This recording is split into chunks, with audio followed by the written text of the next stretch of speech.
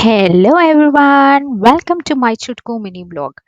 ఇప్పుడు నేను మీకు చెప్పే స్టోరీ వింటే ఇండియా డెవలప్ అవుతుందా లేదా అని కన్‌ఫ్యూజన్ ఒస్తుంది. మరీ ఇంత డెవలప్ అయితే కూడా కష్టం అనిపిస్తుందిలెండి. అసలేం జరిగిందంటే నేను క్యాబ్‌లో ఆఫీస్‌కి వెళ్తుంటే సిగ్నల్ పడింది. మీకు తెలిసిందే కదా! సిగ్నల్ పడిన వెంటనే మనీ అడగడానికి వస్తారు. మా ఫ్రెండ్ ఎప్పటిలాగే చేంజ్ లేదు అని చెప్పారు. దానికి వెంటనే స్కానర్ తీసి చూపిచ్చారు వాళ్ళు. ఒక్కసారిగా మాకు దిమ్మ తిరిగింది. కానీ మా ఫ్రెండ్ వెంటనే ఫోన్‌లో ఛార్జింగ్ లేదన్నారు. నేను మాత్రం ఇదంతా చూస్తూ వారే వాహ్! మీ ఇద్దరి స్పాంటేనిటీకి నా జోహార్లనుకున్నాను. ఈ పాటికి మీకు అర్థమయ్యే ఉంటుంది. ఆ డబ్బులడిగిన వ్యక్తి ఫీలింగేంటో. పాకెట్‌లో చేంజ్ లేదు, ఫోన్‌లో ఛార్జింగ్ లేదు, ఎందుకురా అని చెప్పి. ఇలాంటప్పుడే గదా సిగ్నల్ త్వరగా పడితే బావుంటుందనిపిస్తుంది.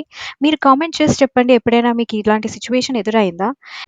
ఎలాంటి సిట్యుయేషన్స్‌లో మీకు సిగ్నల్ త్వరగా పడితే బావుండనిపించింది?